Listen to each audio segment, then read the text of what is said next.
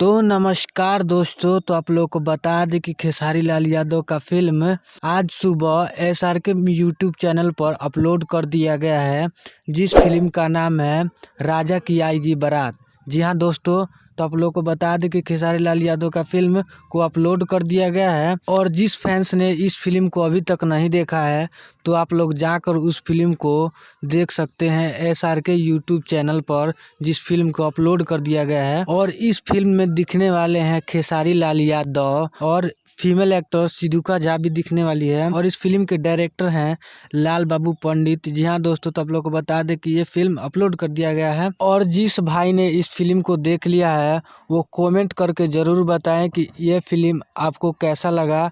अगर आप लोगों को ये अपडेट अच्छा लगा हो तो हमारी वीडियो को लाइक एंड चैनल को सब्सक्राइब जरूर करें।